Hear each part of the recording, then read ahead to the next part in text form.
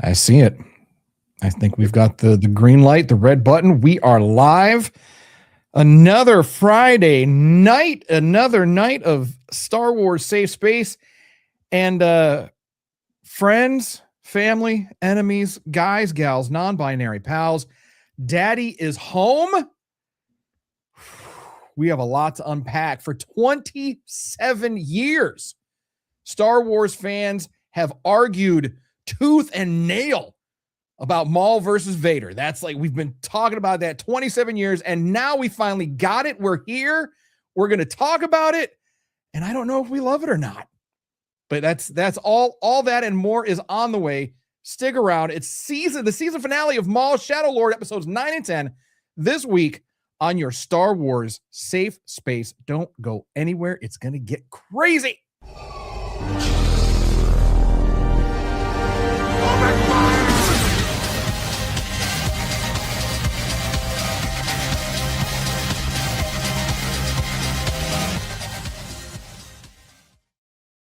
Hey there, Star Warriors. Welcome to Star Wars Safe Space, your non-toxic, low-sodium Star Wars show that doesn't make you feel bad for not knowing that Darth Vader's breathing was originally created by combining scuba regulator recordings with amplified mechanical breathing.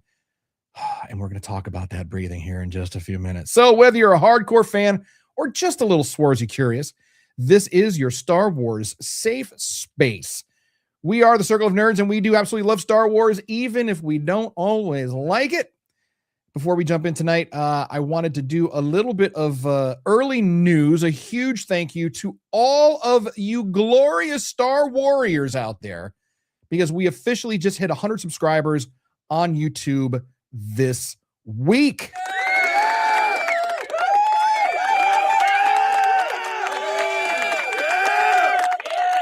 So seriously, thank you so much for helping to build this little positive community in a non-toxic, low-sodium corner of the galaxy. So we absolutely appreciate you.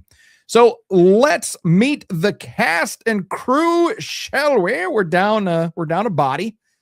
We're down a body. So Captain of the Parma Flyer, Crash, he is currently living the good life out there in California, kicking it in Batu at Disney. And we'll have a special message from him coming up. So if you're a Crash fan, stick around, because you'll want to stay tuned for that.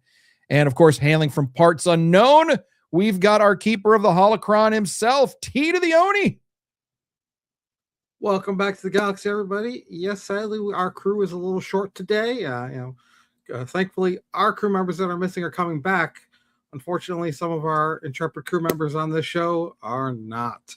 So let's get into it. Oh, Tony. We have so much to unpack. All right, so what are we unpacking? So tonight, we're going to be talking about Maul, Shadow Lord, episodes 9 and 10. Of course, the finale, the grand finale.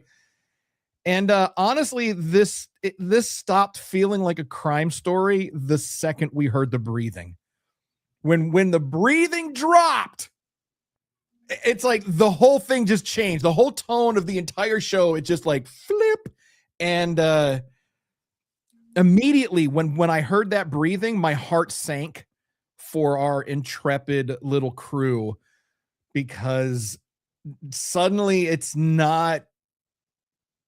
doesn't feel safe for any of them. We know that Maul's got plot armor. We know he'll be all right. But everybody else, it's like, oh man, it's like Game of Thrones and Star Wars. You made us love all these characters, and now in the last 2 episodes, you're gonna sauce them all? Because when Vader shows up, it's not a matter of like if someone's gonna survive. It's who's gonna survive, because someone's got to go. You know someone's got to go. Yeah. So the entire finale. No, say again. What's up? I mean, it's just, and somebody big's gonna go too, because like we lost all the underlings before he even showed up, and it's like, so now who's left? Like if you're, well, you know what? If Vader takes out, a couple of the Mandos, a couple of the Zabrakians, okay, like, but those players are off the chessboard at this point already. Like, There's only big people left to take out. So, and that's the thing too. It's like, I feel like these last two episodes, every pair of episodes has kind of had a theme along to them. And I feel like this couple of episodes, it really felt like, the theme was survival at this point. Who survives physically, who survives like mentally and emotionally, and who survives like becoming someone else completely at the end of all of this. So there's, again, lots to unpack, but the big thing that I want to start off with, one other little bit of news here. We are officially 2 weeks out from the Mandalorian and Grogu movie. Tony, how are you feeling about this? Because I'm all sorts of excited. Well, I'm extremely excited. This is one of those things where it's nice to have a brother who works for a theater. So I'm going to be seeing this movie a bunch of times. Yeah, it's going to be a thing. and you know what? It's a shame that our pal Daddy Louie isn't on the show anymore, because our special guest, the astrology Jedi, turns out she got an invite to go see the Mandalorian and Grogu, and she got an extra ticket or so, and she lives in the Boston area.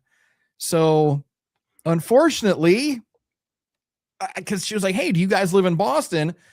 Then you guys live in the Boston area. I was like, well, we got a guy that lives, about an hour from Boston, but he's not really involved in the show anymore. So shucks, darn, Daddy Louie, sure do wish you were around to, get some of those perks and benefits of being a Star Wars content creator, but alas, you're not. But hey, you know what? He could probably take his droid. He's building a great R2 unit. He is. Or has built a great looking R2 unit. So yeah, hopefully that would be more accurate. I mean, he's one of those tinkerers. He likes to constantly tweak and improve, but it's already fully functioning. Oh yeah. So he's good about that stuff. All right. So anyway, Maul versus Darth Vader. This is something that has been debated in nerdy circles literally for 27 years. This has always been like one of the biggest arguments. You got your Mountain Dew, you crack open your Mountain Dew, you're sitting around, with the guys and gals, non-binary pals, nerding out, and invariably it comes up, who do you think would win in a fight between Darth Maul and Darth Vader? And everybody kind of, they pick their sides. And never in my life did I think it was going to happen. And I never thought that we would see something where the timelines lined up to the point where Maul and Vader would actually be able to clash, and we would be able to see it. And now here we are. We've got it. We got it. And Tony, what are your thoughts on it? Because I have thoughts, of course, but I mean, again, we've anticipated this, and we've debated it and talked about it and dreamed about it, and then here it is. Here it is for sure. I will say, first off, before we get into deep dive into this too much, yeah, for all the fandom menace out there, whatnot, like of course you're probably not listening to this podcast anyways, but if you, this is like, after this, I don't want to hear any arguments about, oh, well, Disney should have never bought it in the first place, because that never would have happened without this. So. We've multiple times discussed the numerous great things about Disney with Star Wars, and as we all say, like, hey, you don't have to like everything, but it's great that we're getting new content. We lived through the bad times with no content, but to get this interaction that, like you said, we've been talking about for how many years now? Like 27. No, I'm sorry, but there's no argument anymore as to whether or not this was a good thing or a bad thing. No, it's a good thing. Not at all. And I'll tell you what, Tony, call me a shill, call me a Disney shill, all you want, because these fandom menace grifters, they've built careers out of taking a big old fat steaming dump on anything that is related to Disney Star Wars. I mean, anything, it doesn't matter. They'll conveniently overlook all of the flaws and discrepancies of pre-Disney Star Wars. It's like, oh, that's fine. That's just whatever. But when you look at the actual greatness of Disney era Star Wars content, they don't want to hear it. They don't want to hear it because Kathleen Kennedy is involved, or there was this person. I mean, we know why. We know, you know, you don't have to thinly veil it by saying, oh, well, the writing was bad or blah, blah, blah. The original trilogy, the writing was bad. I don't give a fuck what anybody says. The original trilogy was a great jumping off point. It was a great franchise builder for the times, for the 70s, the late 70s, early 80s. Star Wars was great, but the original trilogy has been far, far surpassed by modern era Star Wars by every stretch of the imagination. Production value, storytelling, writing, acting, special effects, all of it is completely 100% better. 100% better than it was. And for the Vader fans out there, for all of the Vader fans out there who like to take a dump on Disney Star Wars, shut the fuck up, because you're not a Vader fan. I'm going to tell you to your face, you're not a Vader fan, period. We have not ever seen peak Darth Vader until Disney. Prior to this, prior to the Disney buyout, we got Vader the way that we got Vader, and on screen, you know, he was good. He was menacing. You know, I'm not going to take anything away from pre-Disney Star Wars. Of course, I grew up with pre-Disney Star Wars. I love pre-Disney Star Wars. But for a long, long time, Vader was like my absolute favorite character. I've talked about this story before. Went to go see Star Wars in theaters when I was a youngin' back in 1977. Went with my brother. For all of you new folks joining us, new Star Warriors, went with my brother and my dad. My brother was and still is a dick. He's a half brother. So, I mean, it's, you know, I don't, you know, anyway. So, but we're sitting there, we're watching A New Hope, and here comes Darth Vader. And then my dad is sitting between us, and I just hear, and my dickhead big brother is clinging to my father because he's now terrified of this gigantic black leather-clad guy on the screen who is Darth Vader. In that moment, I became a Darth Vader fan. Just like that. Just like that.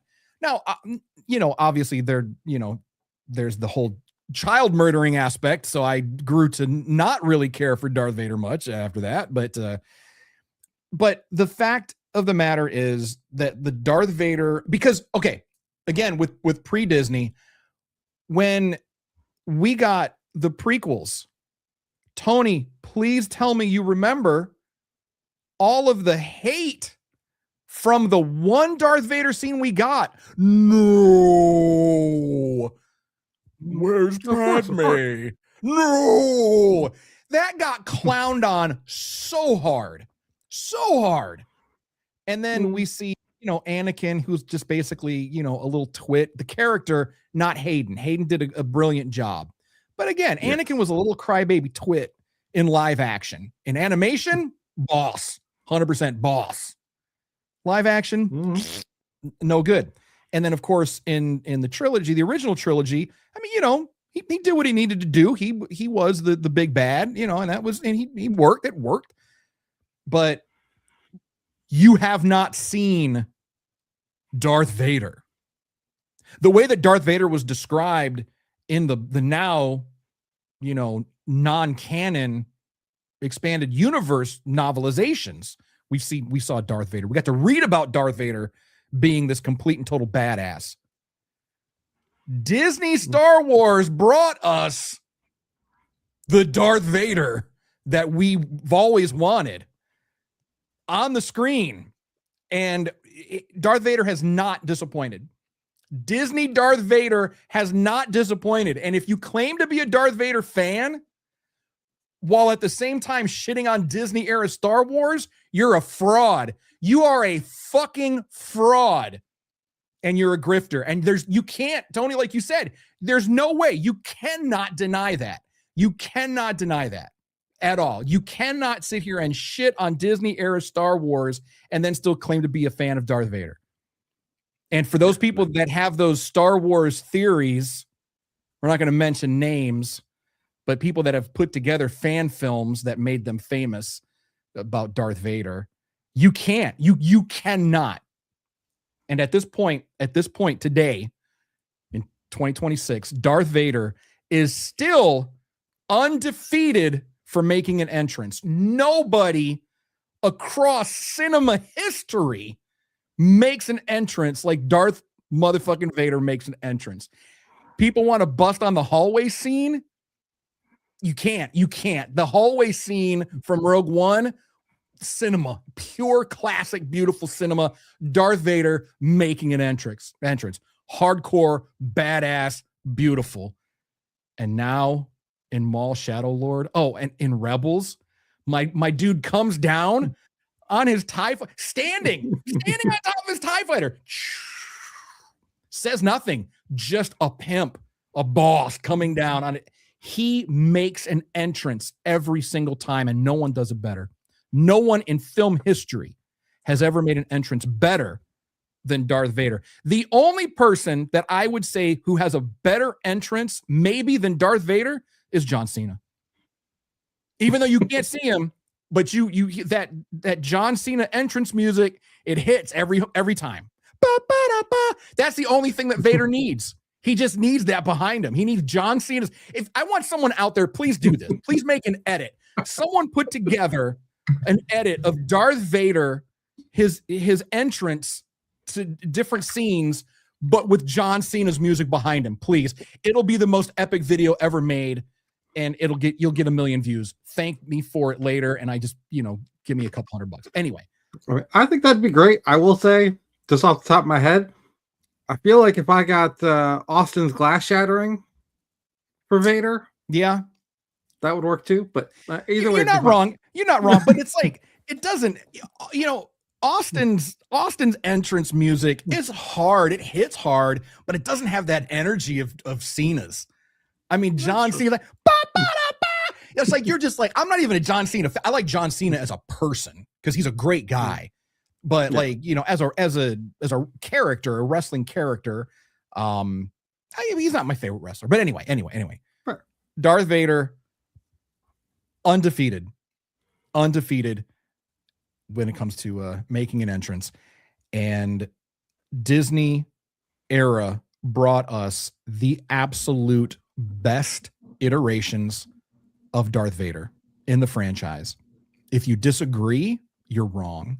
I normally I won't say that. Let's have a dialogue. Let's have a debate. Let's talk about it. Let's see, things from each other's perspectives. As we've learned from Star Wars, it's always about a certain point of view. So we'll talk about it. We can do that. In this case, there is no other points of view. You compare pre-Disney Vader with Disney Vader, and there is no comparison. That's like comparing a 3/4 scale Sideshow Collectibles Mythos Darth Vader statue to a Darth Vader Funko Pop. Mm-hmm. I mean, one thing appeals to a different person, but there's no comparison. I mean, there's none. And let's look at this for all of our podcast viewers, all of our listeners. I'm sorry you can't see this, but what we're showing on screen right now is just that moment of Lord Vader igniting his lightsaber from the shadows. And I was happy to see it, but sad to see it. I'm very sad that that Rook cast had to sacrifice herself to be part of Vader's entrance. It was horrible. She died screaming, and there was a crunching noise. So and Dave, I know you're watching because you watch every week, but Dave, did you have to throw the crunching noise in there? I know you did, just to emphasize the fact that Rook cast got sauced. He didn't break her legs or her arms. She was, as Jar Jar Binks would say, she was crunching. So I mean, it's funny because we literally just talked about this last week about, we never see people use the Force, and technically speaking, we didn't see it. We didn't see it. But I don't know what else would have been. I don't want to know what Rook looked like afterwards. No, I feel it's something like the I don't know, what was that stupid billionaire sub that imploded a couple of years back looking for the Titanic. Mm-hmm. I feel like that's her just done. Just done. So now Dave Filoni, I've got a quote here from Dave Filoni, and he said this in a recent interview with IO9. It's a great interview. Please, I'll leave a link for it in the video description. It's a great interview with Dave. So if you're a Dave Filoni fan, please go check it out. But here's what Dave Filoni said. Maul is struggling to let go of hate, but Anakin was consumed by it. If he were to face what he did, it would destroy him more. I find a lot of pity for him because of what he did and the depth of his treachery. And that's Darth Vader. Anakin's trapped in there somewhere, and Darth Vader won't let him surface. And so to me, the key is to actually is not to actually give him a character. He's devoid of character because he doesn't care. Darth Vader does not care. He does not have compassion. He does not see you. He sees the thing he wants to destroy, and he will do that. It's like the same feeling you got in Rogue One when he comes down the hallway. He doesn't talk to those guys. He's going to destroy them, and he did. He has one mission, and all of his remorse and all of his anger and all of his hate is in every swing that he takes. And that's why we just see Darth Vader, a relentless horror film machine. He was the Terminator. I mean, in many ways, he was very much the Terminator. I know our friend Tim, he said, mentioned on their podcast, they kind of were showing, doing a comparison between Vader in these episodes and, Jason Voorhees from Friday the 13th. And I get that. I mean, this is terrifying. It's absolutely terrifying. I mean, I was watching with Sherry, and, when Vader came through the fucking wall to try to grab you, she jumped. She was like, whoa. So, I mean, it's like, it was that level, and they just absolutely nailed it. It was, if they were going for terror, they did it. But that's what Darth Vader's always been about. He's always been about being the symbol of terror. He is the arm of fear for the Empire. He is the quintessential enforcer. He is the guy that if he shows up, it's over. It's done. It's like he's the Baba Yaga. He's not using pistols, but he is the John Wick of Star Wars. He is the guy you send in. What did he say in John Wick? He was like, he's the guy you send in to kill the boogeyman. To kill the fucking boogeyman. Yes. And that's Vader. Vader is the guy that you send in to kill the boogeyman. And it could be argued that Maul is the boogeyman. And here we are, which brings us back to the original point. 27 years later, after all of the debate, we finally got it. We finally got the showdown that we've always wanted. Vader versus Maul. Did it live up to the hype? Well, I mean, for me, this is a complicated question, and I'm going to refer back. I'm going to quote another one of the great Stan Lee, when he says that, if you have a battle, who wins the battle is determined by the writer. In any given moment, it could be any, like you can say this person wins, the other person can say this person wins. It's all a question of who's writing the story and what it's about. And that's very much true. In this particular case, I mean, yes, this is Maul versus Vader, and no question Vader wins. Yeah, oh yeah. That being said, the Maul supporters have some arguments to make. I mean, this is Maul literally just coming off of a major battle against two Inquisitors. Yeah. Not to mention the various injuries that he's still dealing with, because I mean, yes, he's had his legs looked at, but I mean, like this is far from his legs Maul were at his patched up. This is right. We're not seeing Maul. He's not in his physical prime. He's not in his mental or emotional prime at this point. Yeah. But he still has the power and the savagery. Yeah. And oh, by the way, on top of having those two things, he's got two Jedi with him. Yeah. And so it still didn't work. It was seeing this, and I know this is the Maul show, but man, as soon as Vader comes on the screen, now it becomes the Vader show, because it's just effort. And what I liked about it, it felt like when he was fighting Luke in Empire Strikes Back, just at one hand, effortlessly swatting away every lightsaber attack. Uncle Daki got him. He got a hit in. Okay, that's fine. Uncle Daki was a great Jedi Master Splinter, aka R.I.P. thoughts and prayers to Uncle Daki. That was painful, but at the same time, we knew it was coming. Yeah, I mean, we knew. I mean, from the start, we knew that Daki was probably not going to make it, because as Star Wars has shown us, the only way for a Padawan to really truly ascend is to have their master killed. It's like every great samurai film or every great kung fu film, you killed my master. Like, that's like, if you're a fan of kung fu movies, and I love kung fu movies, that's like the number one motivator for our hero to begin their hero's journey. Their master was killed. So, and this is no different. So whenever you see a Padawan with their master, just assume they're going to die. Like, just like, even in Bad Batch, we saw it with a young, spoiler, a young soon to be Kanan and his master, and she got sauced. Everybody gets sauced. So it's the nature of the medium. It's just like, what they do. I wouldn't, like, if I had knowledge of this, like if I was living in the Star Wars universe and I had knowledge of this, and someone said, "Hey, you want to be a Jedi?" Well, maybe, but like, am I going to be a student or a master? Because if I'm a student, cool. And then, like, as you're growing, like, well, hey, you know what? You've done great for the last 20 years. We're going to promote you to master. No, I think I'm good. I don't want to take on a Padawan. I mean, I'm just going to chill. Can I just go in the library? Is that cool? Can I do the library? Can I go to like an agrarian colony? I don't need a Padawan. It's fine. You want me to be a Padawan? Great. You want me to be a knight? Great. You want me to be a master?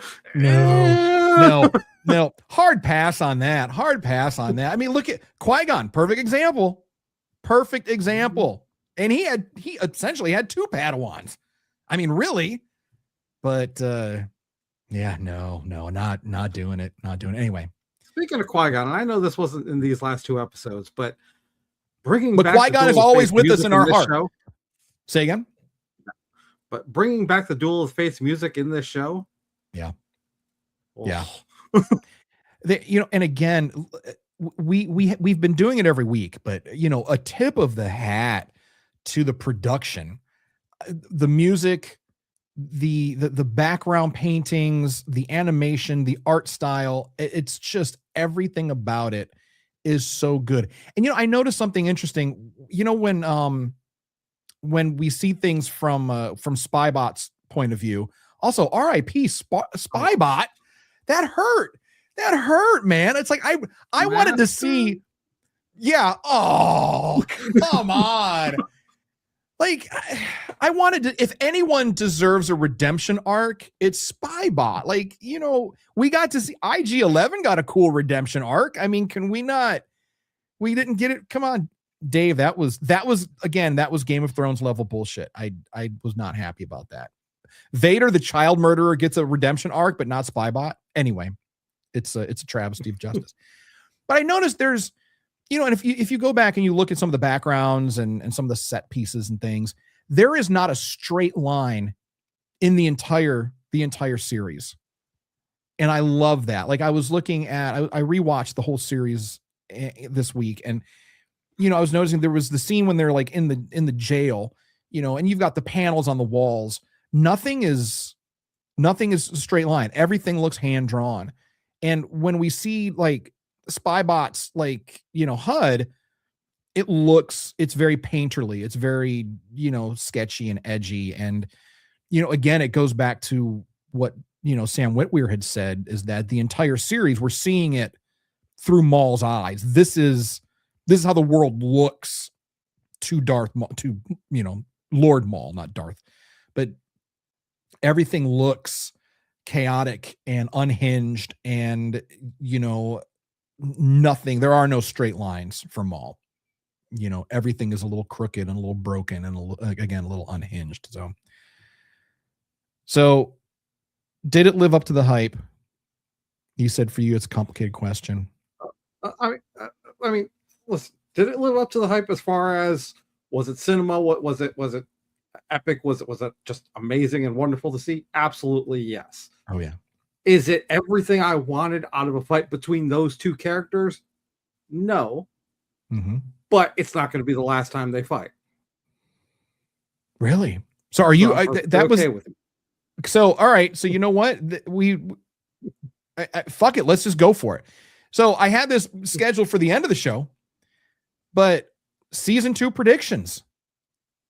Are you thinking? Are we going to see a Maul Vader rematch in season 2? So, I absolutely think so, and I'm coming out a little over my skates on this one. So, I mean, feel free to rein me back in a little bit, because I have freely admitted I have not seen Rebels. That's fine. But when Maul goes after Ezra in Rebels, mm-hmm. that makes so much more sense to me now, having seen this, because what my thing is going to be is, it's going to this at some point in this series, it will come down to Maul and, why am I drawing a blank on her name now? I don't know. These two are going to battle again, and he's going to lose and know that he needs somebody else's help. Yeah. And that's why he's going so hard for Ezra when it comes time for Rebels. And we see him going hard for Devon now. Yeah. Because he knows he can't do it alone. So, he knows what he needs to do. He knows what he wants to do, but he also knows that he can't do it alone. And let's look at this again. During that battle, when there was that 4-person saber lockup scene, that was just 5 actually, but oh yeah, you're right, it is 5. But that was visual poetry when they all just hit at the same time. Come on, whoever choreographed that, well done. I hope they get all the Emmys for this, like all the Emmys. They should get awards for sound design, visual effects. I feel like even like the voice acting, the dialogue, it's pretty much on par with what we've seen in Star Wars. Usually Star Wars actors don't get awards for, Sir Alec Guinness was nominated for an Academy Award, but he didn't get it. But generally Star Wars gets awards in production, and this show, it should just get all the awards. Just give them, don't even have a ceremony, just send them the awards, because we know that it's going to happen. Just do it. Don't make it suspenseful. And the Emmy for best music in a TV show goes to no, just call up Dave and John and everybody else. And just, my only regret with the show, to be honest, is that Kathleen wasn't involved. Like, I'm sure she was involved, but she's not like in the credits involved. And that would have just been such a great little knife twist to the fandom menace and everybody who says that Kathleen Kennedy ruined their childhood. I'll tell you what, George Lucas ruined my childhood with the prequels. And maybe that's my hot take, but I don't care. So I'm going to agree with you on the battle. Was the battle between Maul and Vader worth 27 years of debate? And I would say no. However, the fact that basically we've got like an episode and a half that is basically a fight, like it was like it's just a nonstop rolling fight for about an episode and a half. And I think that made it worth it. I don't think that we got the epic, Vader Maul clash of the ages, because we did see a diminished Maul, and we see Vader, who's arguably at his prime here. Just an unstoppable, menacing terror, doing what unstoppable, menacing terrors do, just leaving a path of destruction. But I think the overall battle was absolute peak. I mean, this scene alone, like you said, the 5-person saber lockup. I mean, we've got 2 people with double-bladed lightsabers, and we've got 2 Jedi, and it's just I can't. It's just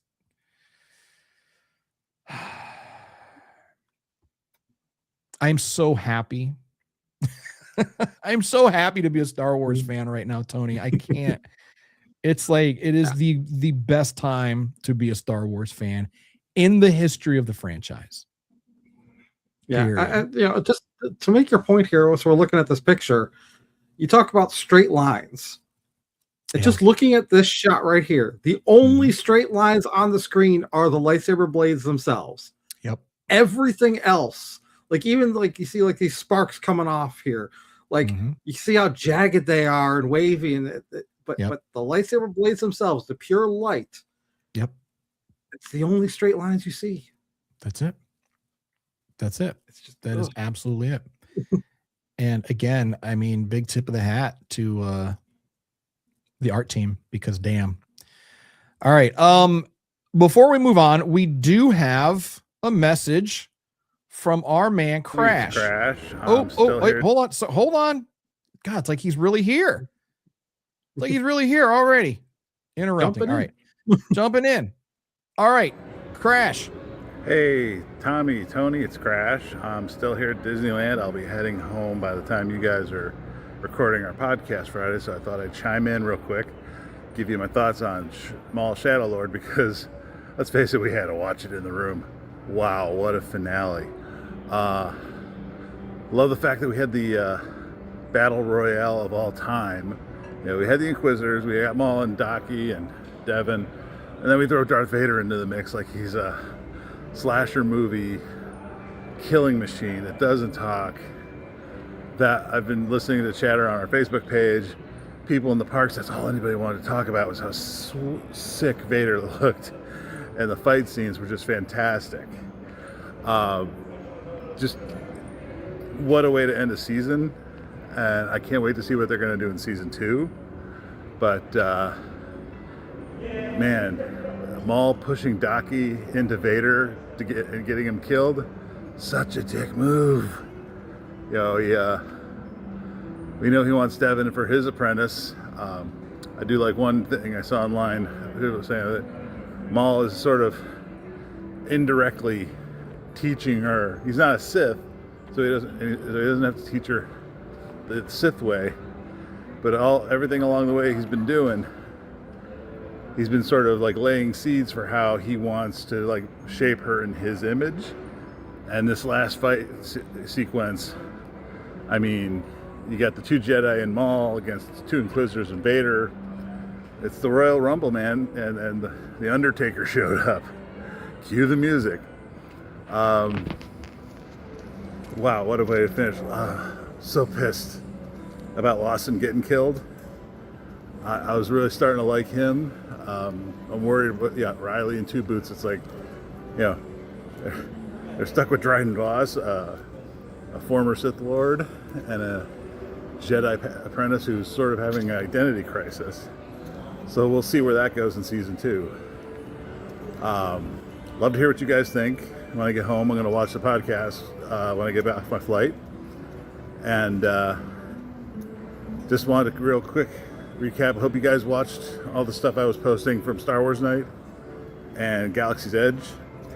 As you can see, I got my Star Wars Night t-shirt. Man, we had such a good time. Snips and I, our parents, and that's the thing, man. Disney does such a good vacation for people. And I always say on the show with Star Wars, enjoy the ride. There's no better place to enjoy the ride than at Disney.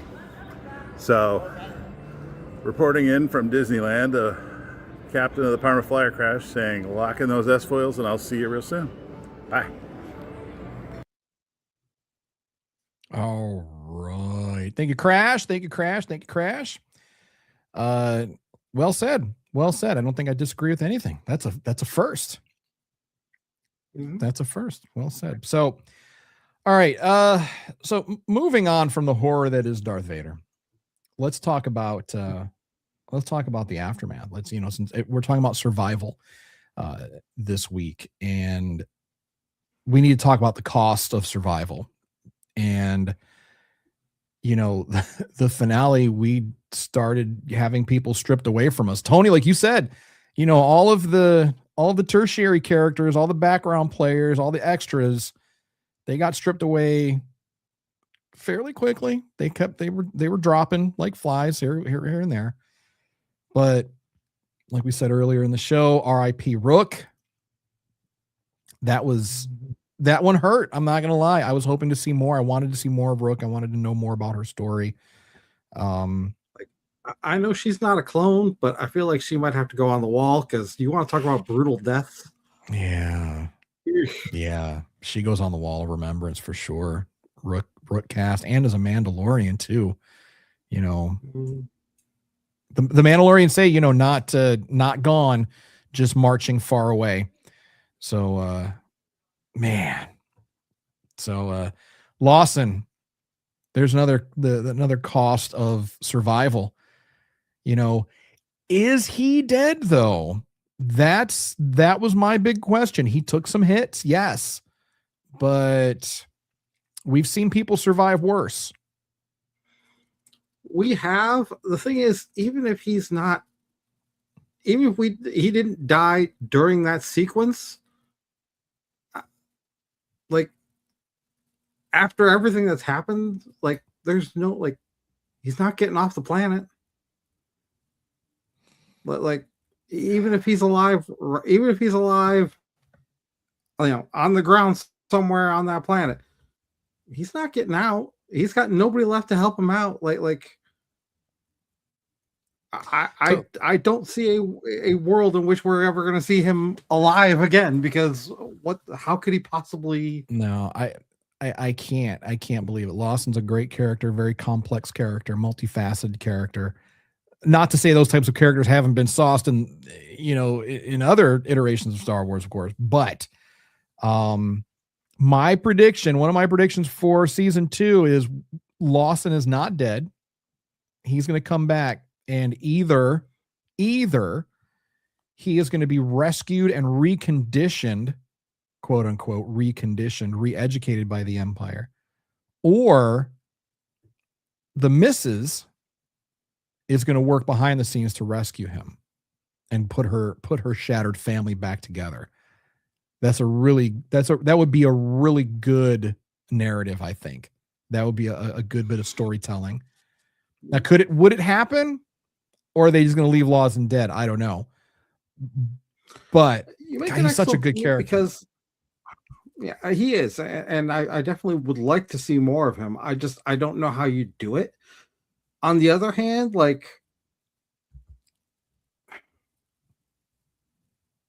based on where we are right now, like, I don't see more than a couple of minutes of screen time at max for Two Boots and Riley going forward. I think we're going to see more with both of them. Again, I hope you're right, because I like these characters.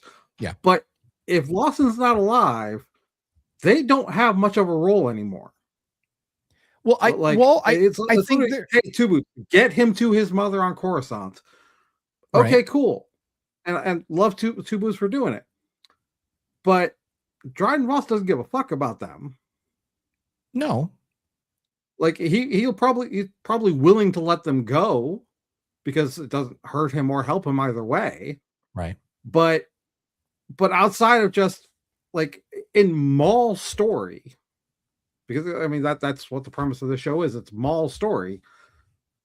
These two remaining characters have no purpose in Maul's story going forward. Do I want to see it? Yeah, I do, but I don't know how it plays out. That is an excellent point. Like, to continue their story. Well, you know what? It could go. So Two Boots made a promise to Riley's now alleged dead father. He's going to stick to that protocol. You know how he is with protocols. So he's going to stick to that. He is going to do whatever he can to keep that promise, even if that means going into the belly of the beast, which is Coruscant, and returning Riley to his mom. Two Boots will move the stars to get Riley and his mom reunited. Of that, I have no doubt. Now, not able to do that alone, and now being the sole protector, I would see Devon going with them to make that happen, in which case Maul's going to go along for that ride. And also, let's not forget, Maul is also on a path to Coruscant because he wants to sauce Palpatine.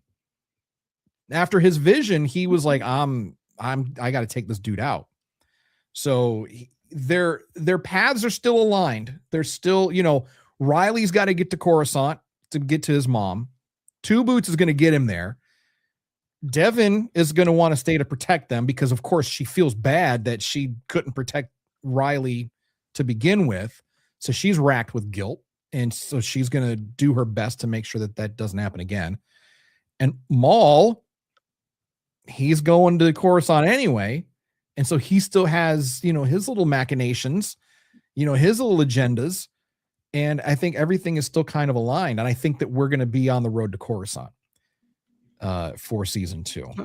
And I think once Mom finds out that Poppy is being held in an Imperial medical / detention facility, I think she's going to start using her inside connections to find a way to get him out of there.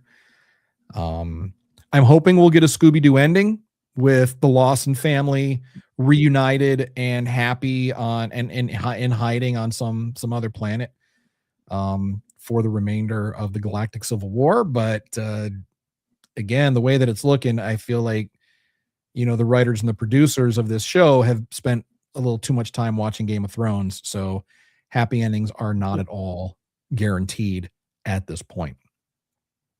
But you do bring up a very good point that potentially they're not really directly involved with Maul's story. I mean, really, he could drop them off the nearest starport and then continue on with his story, and I think the show would do just fine. But they've already layered in this level of depth for the show by giving us these characters and making us care about these characters. So I think that they'd want to give us, I would like to think they would want to give us some sort of satisfying conclusion with these characters and see how that plays out. But season 2, we have to wait. And, word around the water cooler word around the campfire is that we might see it later this year, early into 2027. So Sam Witwer himself said that it's not going to be that long of a wait. That would be really great because this is, a first for us on this particular journey that we're on with this podcast, is that now there's a legitimate waiting period that we have to go through. Yeah. And I don't like that. That's all right. We have plenty to occupy ourselves with between now and the next season of Maul. To that point, we're going to be taking a couple of weeks off after this show tonight. Take 2 weeks off, and we're going to come back with more Bad Batch. But we'll talk a little bit more about that. So Devon's final decision, we see that. Maul's decision to basically sacrifice Daki so he could get away from Vader, which was a Maul move. Daki's passing, that sucked, but it was inevitable. But let me ask you this. Do you feel like at this point, I still don't think that Devon's going to fall to the dark side, but do you feel that she's falling or is she evolving? I feel like she's evolving. Honestly, in the show, so when Maul kind of slips away, and like he has the built-in excuse to Devon to say, "Hey, I was coming to look after you," right? But we know as the audience that he made an active decision to let Daki die.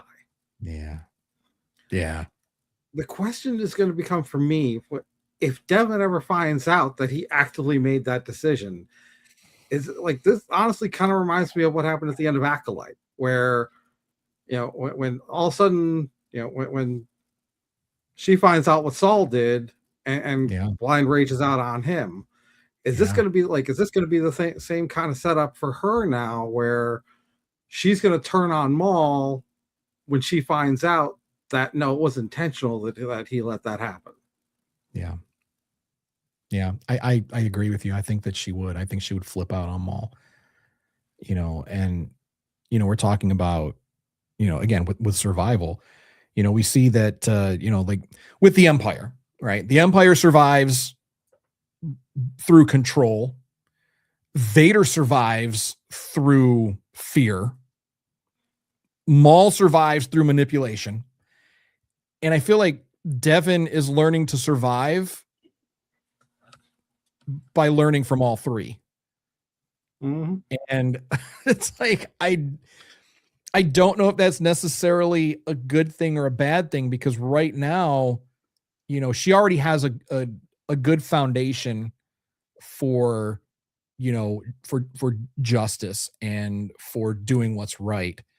But now the mentors, that she has at the moment are the Empire, Vader, and Maul. These are these are where she's getting, I don't want to say mentors necessarily, but these are the places where she's learning lessons from. And It's just gonna, how is she gonna take those lessons? Yeah, which and way honestly, is she this gonna is go? the thing that I've wanted to bring up, in the past on the other episodes when we've talked about it, but I feel like now's as good time as any. Okay. I'm curious exactly, like, throughout the course of the Clone Wars, throughout the course of everything leading up to Order 66, Mm-hmm. and even a little bit beyond that, there's always been this, like, at least in my eyes, a section of the Empire that is dedicated to the PR movement of, no, we're actually still trying, like, we're the good guys. Like, yeah, we might have to do some bad things here and there, but to the everyday populace, Mm-hmm. we're not the bad guy. And in this show, they just completely threw that out the fucking window.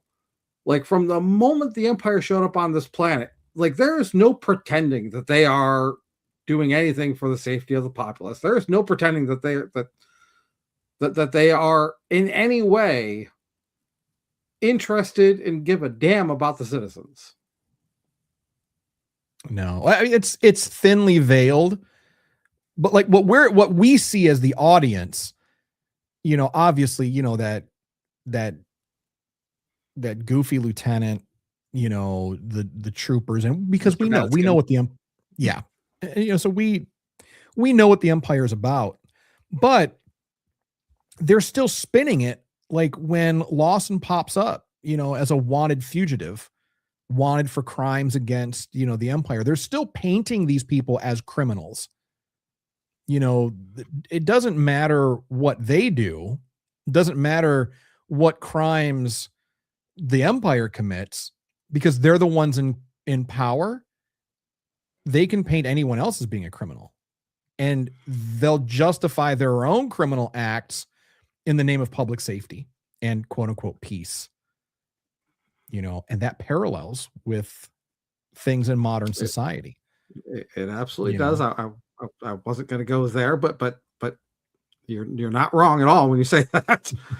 But that voice has always been there in Star Wars. It's always, you know, it's always shown us that Star Wars, George Lucas specifically has always taught us that this is the face of tyranny. This is what it looks like. This is how it behaves. This is how it feels.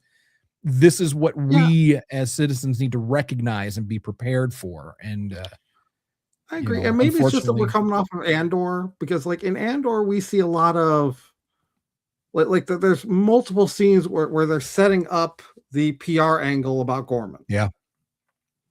And here we don't get any of that. Here it's just No, we're here. we got we're a little taking bit. over the situation.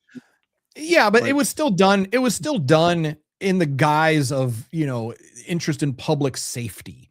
You know, they were still saying, you know, these are criminals, and you know, they're wanted, dangerous criminals. You know, stay in your homes. There's a planet-wide curfew in effect. You know, their reasoning is that it's for public safety. That's always, you know, when you look at, you know, fascist and authoritarian rule, it's always that way. It always comes down, you know, they use fear in the form of public safety. Like we're not the bad guys. These are the bad guys, which is why we need to detain your neighbors, because they might be bad guys as well. Hey, looks like the pop culture addicts are on the deck right now. Howdy, fellas. Howdy. Always nice to have you around. Absolutely. So yeah, and again, you know, we've seen it in the real world, you know, where it's like, hey, dummy, these are the bad guys. They're wrong. We're right. End of story. And you know, there's a particular world leader who has said, and I quote, "Smart people don't like me."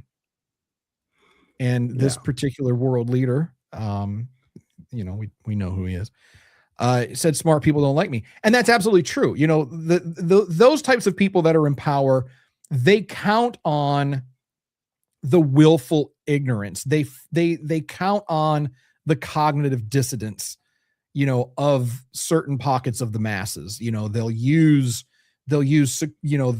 security and the enemy within, and they'll create ghosts of enemies that don't exist in order to justify the things that they do. And again, we've seen this in Star Wars. Like this is our history lesson. This is Star Wars is our guidebook. You know, it's a film franchise. It's a science fantasy franchise, but it's still lessons learned, you know, for the populace. You know, this is when you just accept it and blindly, you know, look away like, oh, it's fine that we're under a planet-wide curfew because the Empire is here to protect us from these 4 fugitives. It's like 4 people on the entire planet. Yeah. On the entire planet. Yeah. I mean, you mentioned earlier, you were mostly joking, Lucas ruined my childhood with the prequel movies. Hey, you know what? It turns out trade wars can be a pretty fucking important thing. Like, I mean, you're not wrong. Pop culture addicts say, with Star Wars, art imitates life and provides warnings for the future. 100%. You're absolutely correct. And that's what Star Wars has always been. Most, actually, if you think about it, a lot of like nerdy cultural type of media properties have been cautionary tales. I watch Big Bang Theory a lot. I watch it a lot. And there's a scene where Stuart, the comic book store owner, they were talking about something, and he says, look around. I sell nothing but warnings.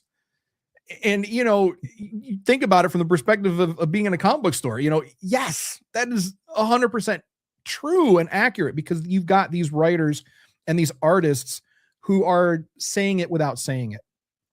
Instead of, except, back in the day when you've got, comic books with Captain America on the cover, punching, Hitler in the face. Love Big Bang. Yeah, Big Bang Theory is I hated that show initially because I thought that it was falsely misrepresenting nerds and it was creating negative nerd stereotypes. But the more I watch it, I don't know, maybe I was indoctrinated into it, but I started drinking the Kool-Aid. But it's a good, there still are some negative nerdy stereotypes that they perpetrate or perpetuate in the show, which I still don't like, and they still get kind of bullied, but I think it's, along the way, you just kind of grow to love these characters. And I've watched Big Bang the entire, I think it's 12 seasons, no less than 4 times at this point. It's it's on in the background. It's just my go-to comfort show now. But anyway, so that's where we are with season 1 of Maul Shadow Lord.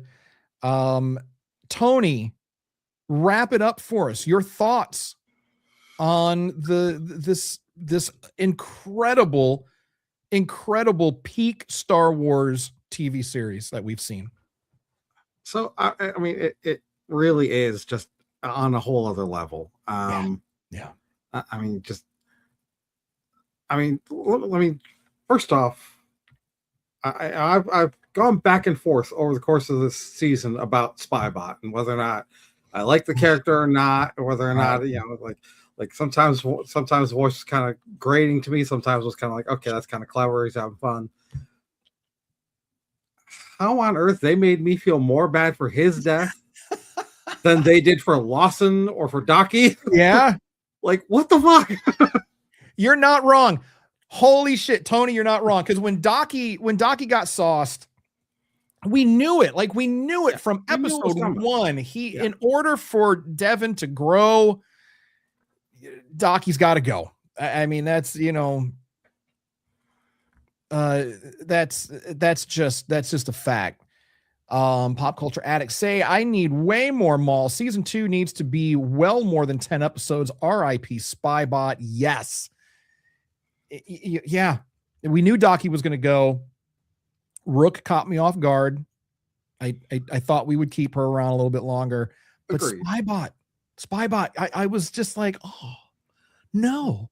Sherry and I were watching together, and she was like, no, not Spybot. He's an asshole. But I mean, really, he's no different than Chopper. I mean, it's just Chopper just happened to be working with the good guys. But Chopper he could always just go either way. You never anyway, we won't, because you haven't seen Rebels. So you will grow to you know what? You're going to have that spiritual succession in Chopper. So don't worry about it. You're going to have something that, and there's no coming back from that. It's you can't, you know what I mean? It's the way that Spybot went out. There is no coming back from that. If he got cut in half and was just there on the ground, you put him back together. No, man, he melted. It's done. And speaking of that acid, shout out to the ones Brachian who tackled the guys right in, knowing full well what was going to happen. Oh, he knew, but he was shot up. He knew he wasn't going to survive. His brother got sauced. It's oh wait, we got more from, you know what, Tim, if that's you should have just come on the show, man. You should have just come on tonight to talk about it. So fun fact, Spybot is voiced by the same actor who voiced Proxy in Star Wars Force Unleashed. Thank you. I didn't know that. And Tony, this one's for you. He's yelling at you. Tony, start watching Rebels tonight. No. As much as I want to watch the show, the fact that I haven't watched it till now, and the whole point of what we're doing is going on this journey, I'm saving it for that. Hold out. Save yourself. Save yourself. But I will say, as much as I am saving myself for this, we need to pick up the pace a little bit, because yes, we do. So yes, we do. We're back to the Bad Batch. So we've already got a couple of predictions. So did you have any other predictions for season 2? where does so I have more questions than predictions. Like, where does Devon go from here? Is Maul rebuilding, or is he unraveling again? Could Vader return next season? Is Devon becoming Maul's true successor? The Dryden Voss / Solo tie-in? You know, it's like, are we going to see those things? So the real question for me with this show is, how long is it going to actually go? Because, like I said, I firmly believe that ultimately there will be at least one more big battle between Maul and Vader. Yeah, maybe. The question is it going to be next season, or is this whole season that will come up about him rebuilding with Dryden, training Devon, and getting ready for his next move? And you make an excellent point. Like, if the ultimate plan is to get to Coruscant to take out Palpatine, are they going to try that, and that's where they're going to run into Vader? I don't know. Or is there going to be some side quest thing that's going to come up? I mean, who knows? Well, there's always side quests. There's a lot of things that are going to happen. Yeah, there's always side quests, of course. Like, this is kind of the downside of making predictions on a show like this. Is like, you know, when we watched Andor, it's okay, we know this season ends immediately with the lead up to Rogue One. So it's just a question of how are we getting from this point to the end point that we know is going to be the end point. This upcoming season, I don't know that the end point is the end of the show, or is it just the end of another season? I really don't know. Yeah. And looks like Tim says here, I'm hoping for 3 to 5 seasons of Maul. The next Vader battle will be in the final season, whenever that is. I don't know if we'll get 5 seasons. I mean, it's a good, this is great. And I get it. Like, we just want more of this good thing, because it is a good thing. It's just, you know, to quote Martha Stewart, I guess, but this is peak Star Wars that we're getting right now. And it's in the Disney era.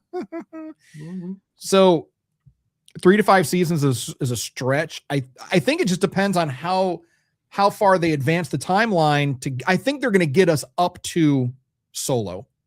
I think they're going to get us there, and tie it in with Solo. But I don't know if we're going to do anything beyond, because we know that in Solo, Maul is at the top of the food chain once again. So we might see Kira, which would be nice. That would be cool. That would be pretty cool.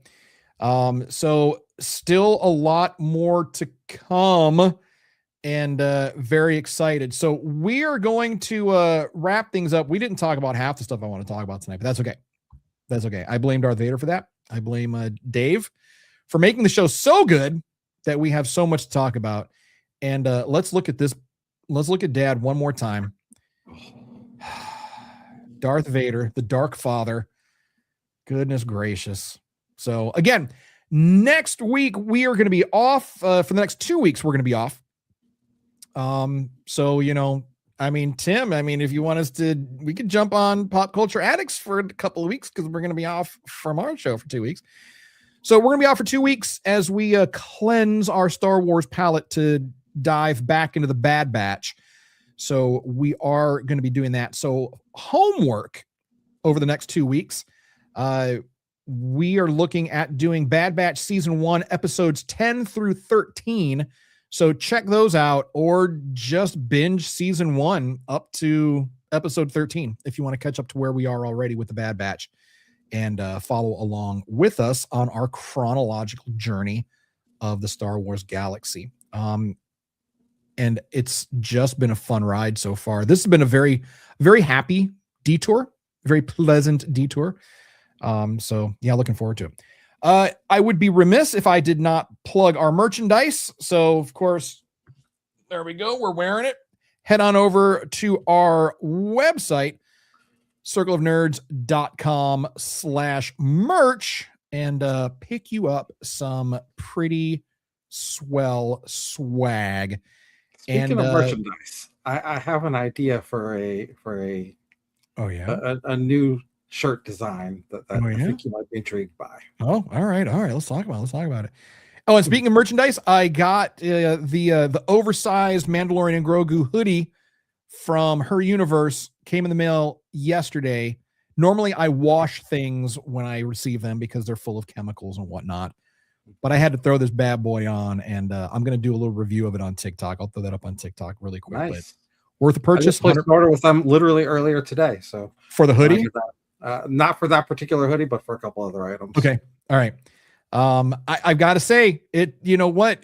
I'll do a quick review of the hoodie. Is it worth it? Yes.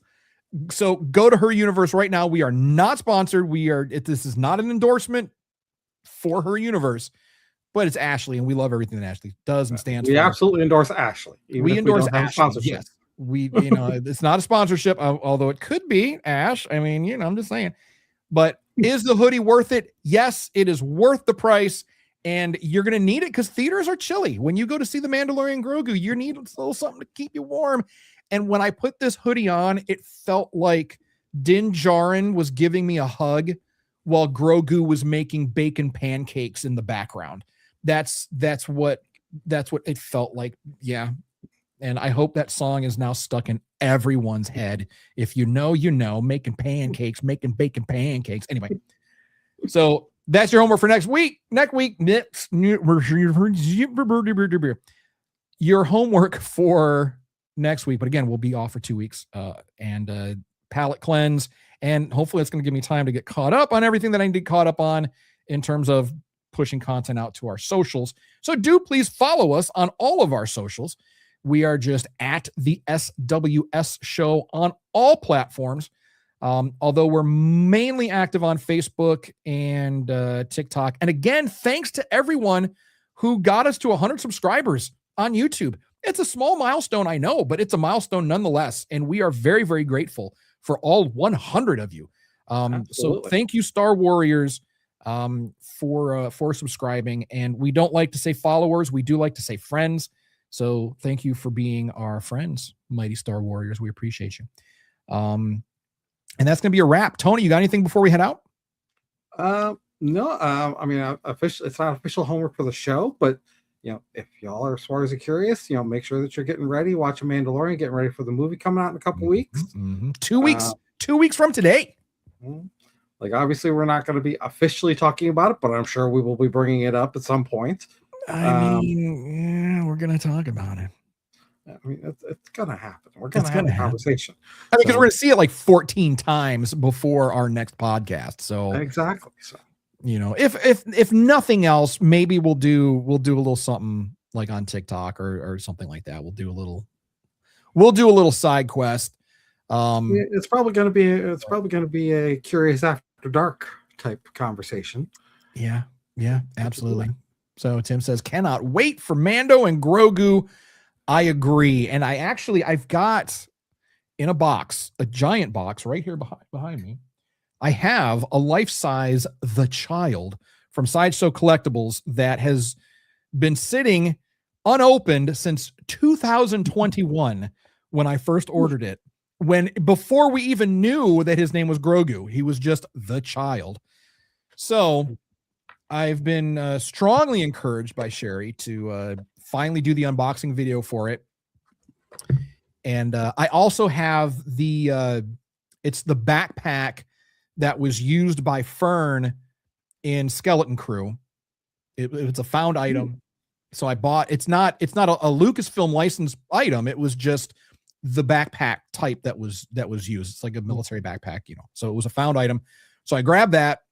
So I think I'm going to go ahead and Swarzy out that backpack a little bit. And I think I'll take Grogu with me to go see himself on the big screen because of course, Sideshow Collectibles, they do have a brand new Grogu that comes with the messenger bag that the scout troopers were using in what's it, Mando season 1, I believe.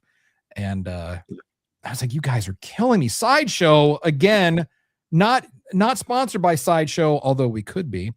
I have a stack. I literally have a stack of Sideshow Collectibles boxes that have been waiting for me to get off my ass and do unboxing videos on. I have talked about it for a long time.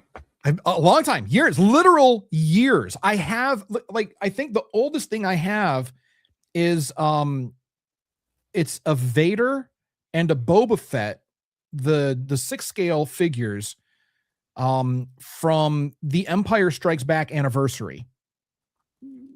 And that was a few years ago. And they've been sitting in their box over yonder since then. So well over 5 years, they've been sitting in this box. I don't even think you can buy them anymore in Sideshow. So I'll have to figure out something else, but I gotta do these unboxings.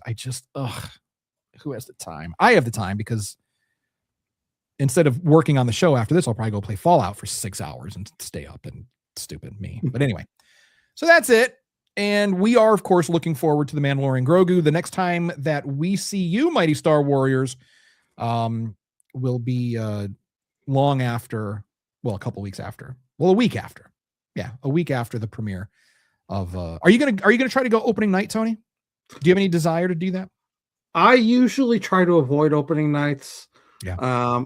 That being said, for my Star Wars Unlimited game that I play, one of the theaters, they did a partnership with the game. There's a couple of cards that they're doing unique arts for a Grogu leader and a Razor Crest that I do want to get. So I'm probably going to have to go on an opening night just to do that. But we'll see how it goes. I think the last opening night of a Star Wars film that I attended was The Phantom Menace. I camped out to see The Phantom Menace. I was in line. I was like 3 people back. And that was uncomfortable, but it was cool because we met obviously other Star Wars fans. We ended up playing like Star Wars Trivial Pursuit, all night long. And it was fun. It was interesting. Would I ever do it again? Probably not, because I've grown to not be fond of strangers and people. So, I hear that. yeah, I don't know. So, all right. That is going to do it for us again. Bad Batch season 1. That's your homework up to episode 13. If you are so inclined, we will be back in 2 weeks, whatever the math is on that. Today is May 8th.